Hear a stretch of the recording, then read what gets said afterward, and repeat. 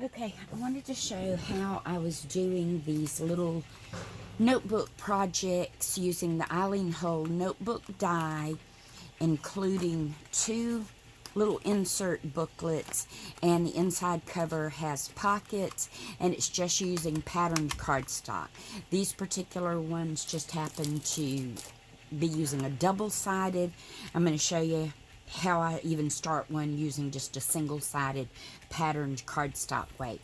They're all laminated, and then I just use the elastic for the binding and holding the little books in. And then this is my little logo stamp I just had made for myself, and then my little card that will slip under here, so when it goes in the packaging, it can be read for all the information that I put on it for my abandoned art project. Because I decided, instead of just painting stuff and leaving it around, as much as I like paper crafting, I needed to share it. So anyway, this is one where I've already cut the cover using the single-sided cardstock.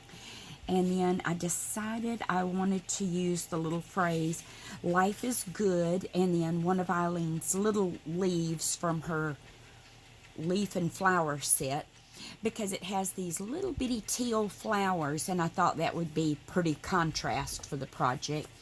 Then just some random cardstock scraps I had that, the color went with the front cover, and those will be the inside pockets. So once I get all this attached, then it will run through the laminator and will look like this. And this one I've already trimmed down, so I have my outer edges already like I wanted them to be. I've rescored, well no, on this one I actually didn't, because I was going to show it. I rescored the fold lines or crease lines for the hinging of the spine. And I've made these the exact same way for so long. I know my measurements that I need for putting all of that together. Then when I go to repunch these holes, I just take my little screw punch, line it up where I did the initial hole, and then just repunch to take the laminating out of there. And then to do the center one, I just find the center, of what looks like the center, and punch the hole in it. Then to release the pockets, I take an X-Acto knife and just carefully, with light pressure, go right along that edge of the pocket, because from the two layers of the laminate, it creates this almost little bubble effect. And you just follow along that bubble, and then it releases the pocket.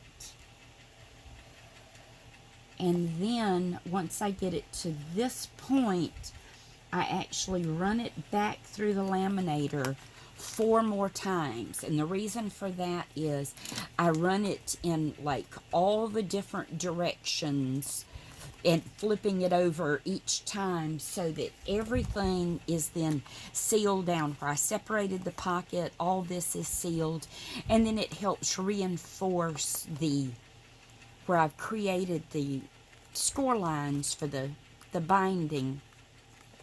And then that's how it'll go together. And this was just another, it had the stripe on one side and these little flamingos on one side, so I did a black flamingo for kind of a silhouette here, and on the cover of this one I just did the little pink flamingo because I thought it was pretty against the black stripe. And so that's what I've done with these papers. This is how I run 2 of them through at the same time. So this is how they come off of the laminator, and then I take them to my cutting tool and just cut everything apart and then start working on it. So I have these 2 that are, this one's already in the package, and then this one was ready to go in the package, and they're the opposites of each other. The inside of this one, you can see, is this, and then the polka dotted. And then I decided I wanted to use some different phrases, so I just used different wording on the outside. So that's how I'm doing this part of my abandoned art project.